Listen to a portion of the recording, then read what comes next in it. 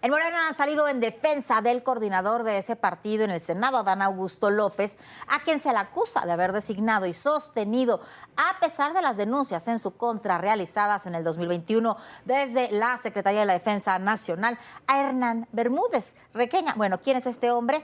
Fue designado secretario de Seguridad en Tabasco, pero Requeña también se fugó de México luego de que fue acusado de ser líder del cártel de la Barredora. Esto es un escándalo. A pesar de que la orden de aprehensión contra Bermúdez Requena se libró apenas en febrero pasado, ya desde 2021 había información por documentos de la defensa que fueron divulgados en aquel hackeo que hizo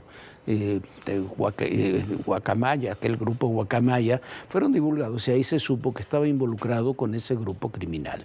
Cuando fue interrogado el entonces presidente López Obrador el 17 de octubre del 2022 sobre esa denuncia, esto fue lo que contestó.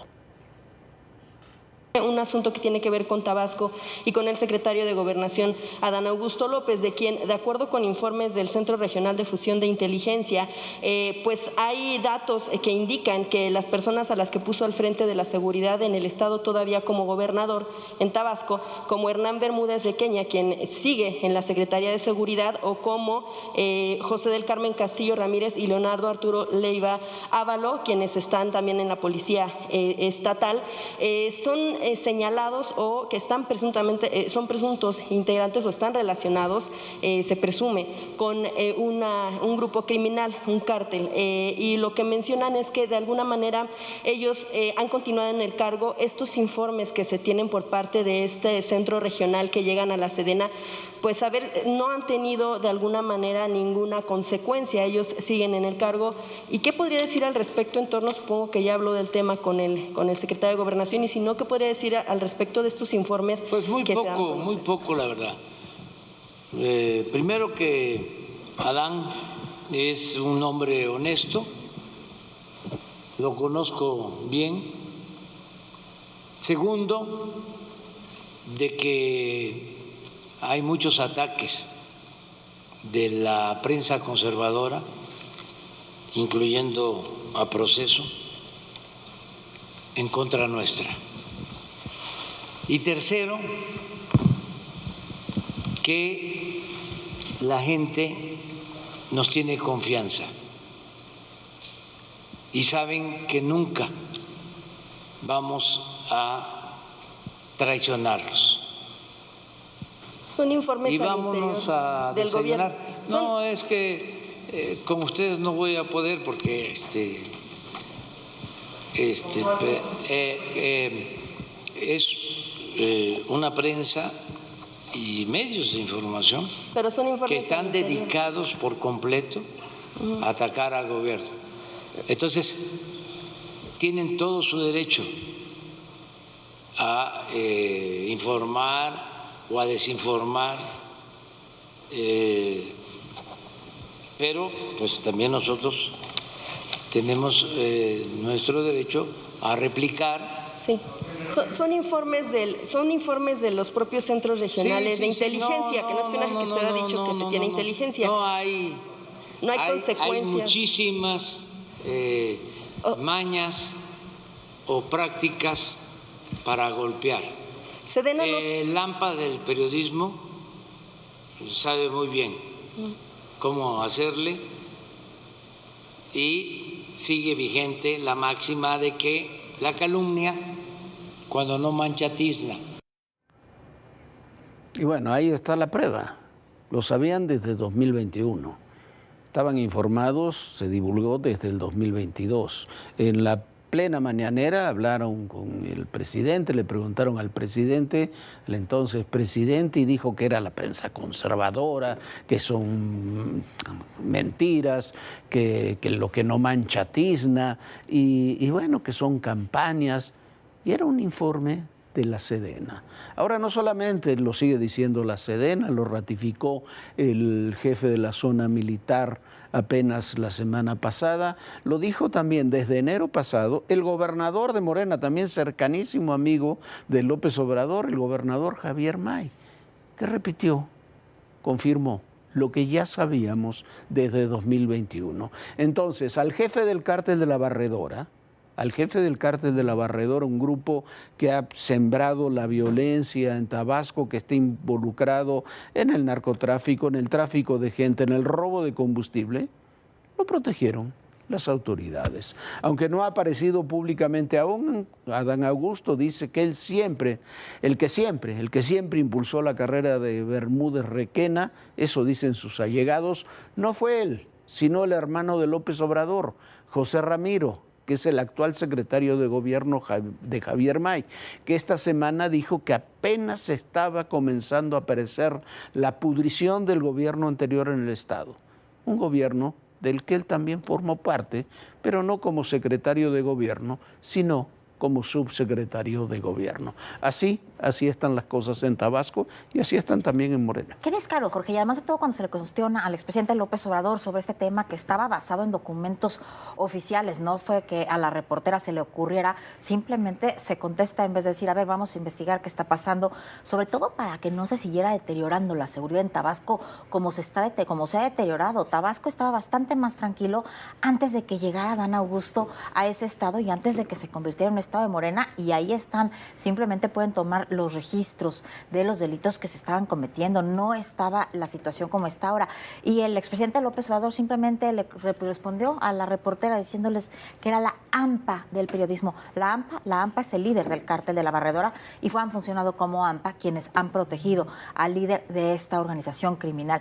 Y bueno, el domingo, por cierto, se va a reunir el Congreso Nacional de Morena. Está agitado por varias divisiones internas. Está esta de Tabasco, que es una de las principales, pero el otro tema también es la del nepotismo y las candidaturas para el 2027. Ahí vamos a ver si reaparece Andy, que por supuesto, desde aquella conferencia, desde aquel podcast que dio ante los medios, fue un terror, donde dijo que no le dijeran a Andy que él era Andrés Manuel porque cuidaba el legado de su padre, pues Andy anda desaparecido. Sí, no ha aparecido desde entonces. Lo que sucede es que para la elección del 2027 hay varios candidatos que podrían quedar excluidos por la norma de nepotismo. Y son candidatos que tienen ya ahora amplias ventajas en las encuestas y que quieren competir. El primero de ellos es Félix Salgado Macedonio en Guerrero, que duplican las encuestas a cualquier otro candidato y que ya quedó fuera en la pasada elección, cuando le abrió el camino a Evelyn Salgado, a su hija. Le podrá gustar o no Félix Salgado, pero le gana 2-1 a cualquiera de los otros candidatos. El otro es Saúl Monreal, el hermano menor de Ricardo, y que en Zacatecas también tiene una muy amplia base política y también le ganaría, me imagino, que a cualquiera de los candidatos que le pusieran enfrente. Y el tercer caso, pero no el último, es el de la esposa de Ricardo Gallardo, el gobernador de San Luis Potosí, la senadora Ruth González Silva, que también quiere ser gobernadora, y ahí tiene la oposición de Rosa Isela Rodríguez, la secretaria de Gobernación, y de su hermana, que también quieren la gobernatura, pero por Morena. Así es, Jorge. Bueno, sin lugar a dudas, a ver qué pasa y a ver si se aprueba esta ley de nepotismo de la presidenta Sheinbaum para el 2027 o se va para un poco después, donde sin lugar a dudas le perjudicaría a Andy López Beltrán, pero también todos los demás candidatos que acaba de mencionar Jorge, tanto Félix Salgado como el esposo del Pollo en San Luis Potosí y Monreal en Zacatecas, podrían irse con otro partido.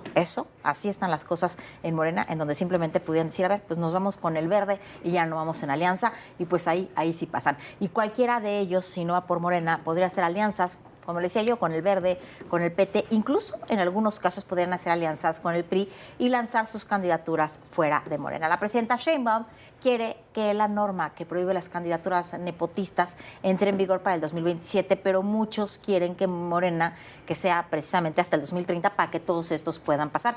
O quizás no lo veamos así. A ver, ¿qué es lo que sucede? Vamos a otro tema. Otro presidente municipal que está en problemas es el de Ciudad Juárez, el morenista Cruz Pérez Cuellar. Tanto por el caso del crematorio, donde se abandonó cerca de 400 cadáveres en esa ciudad sin ningún control de las autoridades municipales, como por investigaciones de Estados Unidos por manejo de dinero y por el descubrimiento, que ya viene de varios meses atrás, de túneles que cruzaban de Juárez hacia El Paso por debajo de la frontera. Bueno, Jorge, recordemos que este presidente municipal de Morena está muy enfrentado con el gobierno estatal. Entonces, bueno, ahí están las cosas y es un tema importantísimo y al que hay que darle seguimiento. Incluso uno de esos túneles donde se encontraron nacía de un parque que está justo enfrente del edificio de la presidencia municipal en Juárez. Por cierto, en las últimas semanas ha crecido la violencia en ese lugar de manera insostenible. Estas no son cenizas. No es ceniza, es piedra. Es cemento, esto es cemento con arena. Es el calvario que siguen viviendo decenas de familias, quienes buscan saber si las cenizas que les entregaron son de sus familiares o, como en este caso, son solo grava y arena. Ciudad Juárez está en el centro de la controversia por el descubrimiento de 385 cuerpos abandonados en un terreno. El crematorio Plenitud cobró por los servicios, pero no hizo su trabajo. Por el caso ya hay 2 personas detenidas y vinculadas a proceso por los delitos de ocultar y acumular cadáveres. Daba servicio a 9 funerarias, una de ellas fue cateada y ahí encontraron otro cuerpo, por lo que el dueño de la funeraria fue detenido.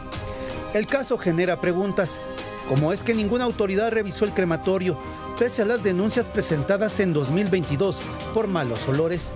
Y no es el único tema controvertido en la ciudad fronteriza. La violencia ha vuelto a despuntar. El miércoles 9 y jueves 10 de julio hubo 23 homicidios dolosos. Los hechos ocurrieron en 9 distintas colonias. Y al cuestionar al alcalde Cruz Pérez Cuellar, se limitó a decir que era un pleito entre criminales. Hay un fuerte operativo de la Secretaría de Seguridad Pública Municipal, ya tenemos 8 detenidos. Toda la información que tenemos indica que es un tema de narcomenudeo, particularmente la venta de cristal. Es eso lo que está pasando, un conflicto entre grupos. Sus declaraciones son solo una parte de la polémica que existe en torno a Pérez Cuellar. Según medios locales, el edil es investigado por la DEA por presuntas operaciones de lavado de dinero vinculadas al crimen organizado en la frontera norte de México. Según fuentes del gobierno estadounidense, los movimientos financieros sospechosos comenzaron desde 2023, pues detectaron enormes cantidades de dólares en efectivo que iban a cuentas en Texas, Nuevo México y Nevada. Además, encontraron que el alcalde de Ciudad Juárez presuntamente tiene propiedades en El Paso y Albuquerque. ¿Cómo un funcionario público logró tanto en tan poco tiempo? A ellos se suman los operativos en Ciudad Juárez y El Paso para detectar túneles clandestinos. Uno de ellos quedó al descubierto el 10 de enero de 2025. Tras un operativo de la Sedena, se reportó que este pasadizo estaba cerca de la Plaza de la Mexicanidad y conectaba directamente con el muro fronterizo en el marcador número 28 y el sistema de drenaje pluvial de El Paso. Estaba equipado con sistema de iluminación, ventilación y recubrimiento de madera en paredes y techo para evitar derrumbes. Este tipo de túneles son usados por el grupo criminal La Empresa, un brazo armado del cártel de Juárez. En redes sociales como TikTok y Facebook ofrecen el cruce ilegal por hasta $6,000. Reportes estiman que funcionaba desde hace al menos un año y era usado tanto para migrantes como para drogas y armas.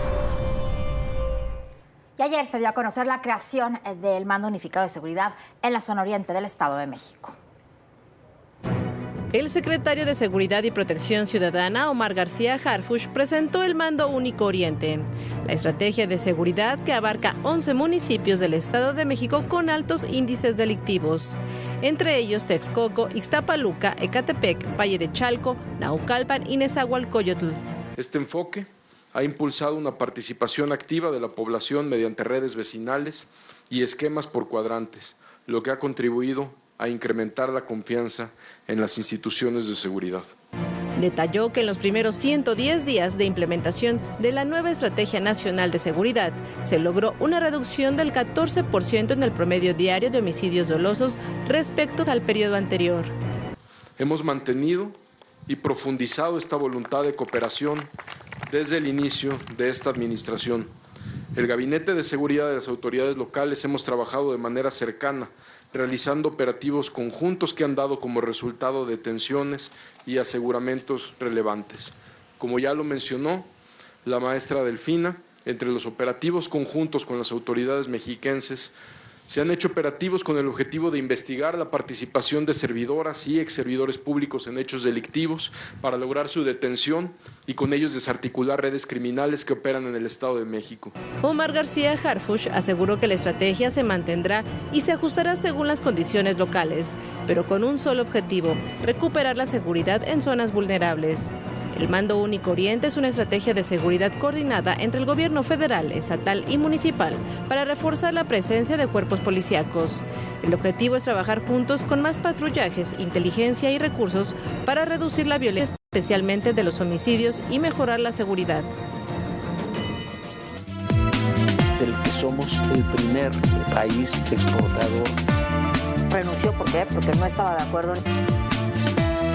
La magnitud que ha tenido el narcotráfico mexicano. Las confrontaciones, las reacciones.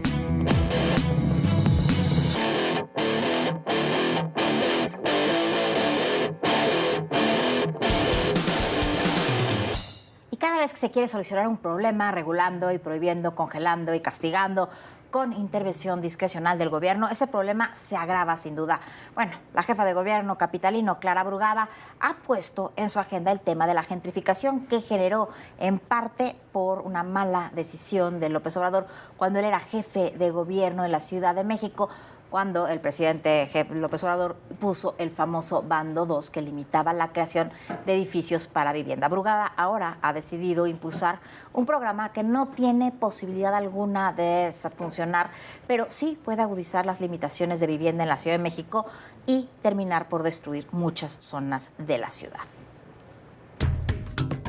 El tema de la gentrificación en algunas zonas de la Ciudad de México se ha convertido en un punto de debate, sobre todo por las acciones que se contemplan para, supuestamente, resolver el problema.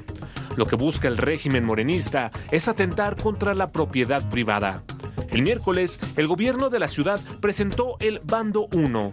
Consta de 14 puntos con los que, a su consideración, remediarían la gentrificación en algunas alcaldías. Entre las acciones, se busca estabilizar las rentas, garantizar el derecho a la vivienda y defender lo que llaman el derecho a la ciudad. Con la excusa de la gentrificación, la jefa de gobierno de la Ciudad de México, Clara Brugada, ha anunciado una serie de medidas que a través de los controles de precios y de la violación de los derechos de los dueños de viviendas en la Ciudad de México, lo único que va a lograr es encarecer la vivienda de alquiler. Especialistas advierten que el gobierno invade derechos de particulares. Si el Código Civil regula claramente la contratación entre particulares, regula el arrendamiento, no hay más necesidad de crear órganos como el que pretenden hacer una defensoría de derechos de los inquilinos. Ahora el gobierno decidirá cuánto tiempo puede rentar su vivienda y lo que pueda cobrar por ella. Es decir, no podrá decidir sobre el inmueble de su propiedad. Se establece un control de precios. Los caseros no podrán incrementar el precio del alquiler por arriba de la inflación, pero además en ciertas zonas de la Ciudad de México será el gobierno el que determine cuál es la renta justa que puede cobrar un casero. Por supuesto que con esto se destruyen los incentivos para construir vivienda o para habilitar vivienda ya existente para alquilar. Además, se impedirá la expulsión de negocios locales por otros de mayor poder adquisitivo. Legisladores capitalinos advierten que lo que busca la Cuarta Transformación es dar carta abierta a despojadores, un delito que está fuera de control en la zona metropolitana. Cuando vemos que en la ciudad tenemos 28,000 denuncias ante la Fiscalía de despojo. En otro punto del bando, se impulsa la vivienda social, al priorizar su construcción en el centro de la ciudad y en las zonas de tensión inmobiliaria. Para ello, se emitirá un acuerdo de facilidades administrativas. Según la jefa de gobierno, el 60% de la población vive en hacinamiento, mientras hay zonas donde los precios de las rentas se duplicaron de un año a otro, dice, sin justificación objetiva. Desde hace mucho tiempo la vivienda en la Ciudad de México es cara, particularmente la vivienda de alquiler, pero esto se debe a una serie de reglas y políticas establecidas por el propio gobierno de la capital. Por ejemplo, en la Ciudad de México es muy difícil desalojar a un inquilino de una vivienda, de un departamento, por ejemplo, o de una casa, aunque no pague la renta durante meses o incluso años. Las reglas están hechas para favorecer al inquilino, aunque el inquilino esté violando todas las reglas y no esté pagando sus obligaciones. Lo cierto es que el problema comenzó con López Obrador durante su gestión al frente de la jefatura de gobierno de la capital hace más de 20 años. Durante su administración creó el Bando 2, que favoreció el desarrollo inmobiliario en Benito Juárez, Cuauhtémoc y Miguel Hidalgo. La medida, que buscaba vivienda social, derribó en especulación, alquileres inaccesibles y desplazamiento de residentes. Ahora se busca implementar un remedio que parece peor que la enfermedad. Pues ni más ni menos que el Bando 2 de López Obrador, pero ahora remasterizado, porque está generando lo mismo que ese Bando 2 de López Obrador hace 25 años que ocasionó la gentrificación en estas alcaldías. Los bandos de López Obrador y Brugada despoja a los arrendadores de sus derechos, reduce la oferta y eleva los alquileres. La consecuencia será un aumento mayor en los alquileres y el fortalecimiento de un mercado negro que ya existe. Bueno, todo lo que se quiere hacer con prohibiciones, regulaciones, metiendo al Estado en actividades que son del mercado, terminan teniendo estas consecuencias. Y en la vivienda no es diferente. Y otro tema en el que existen programas, incluso con algunas buenas ideas, pero que no se centran en el problema principal, es el de la energía eléctrica por una parte y el de Pemex por la otra. En la empresa petrolera el problema central es la refinación, que tiene pérdidas multimillonarias de miles de millones de dólares día con día. En energía es la distribución, que es una actividad que se ha reservado exclusivamente para el Estado, pero que no es suficiente la infraestructura que tenemos para distribuir la energía en todo el país, ni tampoco existen recursos para poder expandir ese sistema de distribución como el país lo está exigiendo. Hay que abrir ambas actividades, la refinación y la distribución de energía, a la inversión privada, pero eso no se puede hacer por prohibiciones políticas que están derivadas de una estrechez absoluta en términos ideológicos. Tras el corte de energía eléctrica de lunes en Yucatán, la Comisión Federal de Electricidad y el Centro Nacional de Control de Energía emitieron un boletín en el que informaron que garantizaban la disponibilidad y confiabilidad del suministro eléctrico para todos los sectores económicos del país. Aseguraron que con las diversas acciones realizadas no había sido necesaria la desconexión de usuarios debido a las condiciones de suficiencia en el margen de reserva en el sistema. Lo que no mencionaron es que el personal de la CFE y de SENACE advirtieron a empresarios que debían bajar su consumo de energía en horas de alta demanda.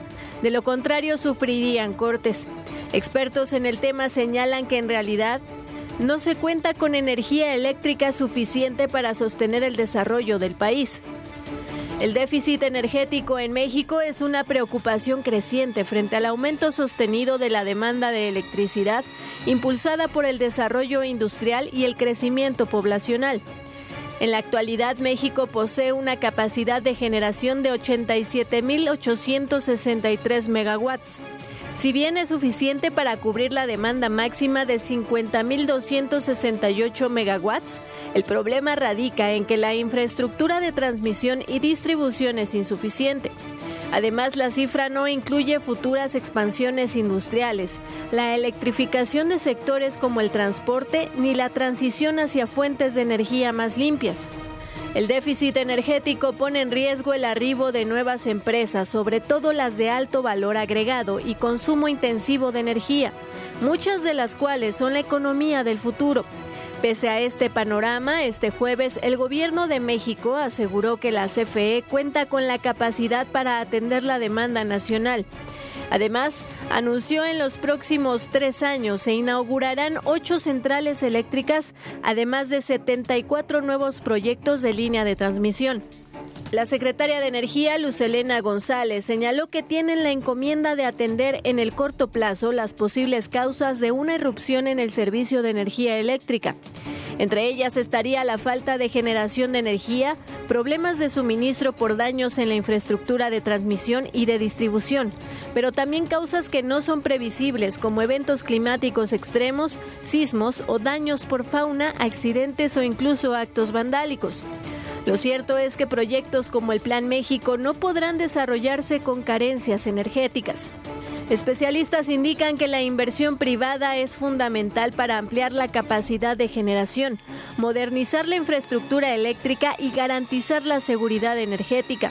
No obstante, consideran que actualmente el gobierno no está en condiciones de hacer inversiones importantes en el sector, pese a que la CFE, a diferencia de Pemex, tiene buenos números.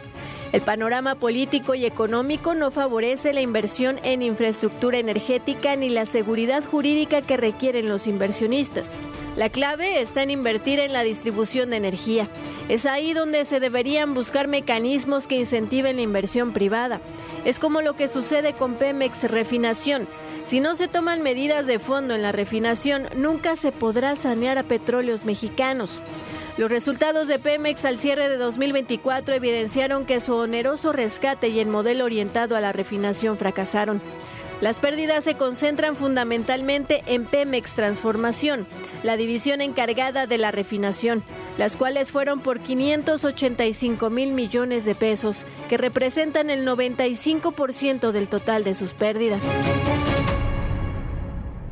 Bueno, una situación complicada en lo que vemos de energía en el futuro de nuestro país. Nosotros ya nos vamos. Muchísimas gracias por habernos acompañado. Nos vemos mañana en punto de las 11 de la noche. Descanse, sueñe bonito. Bonita noche. Muy buenas noches, Viviana. Muy buenas noches a todos ustedes. Y recuerden, el poder y en la política, todo, pero absolutamente todo, es personal. Gracias.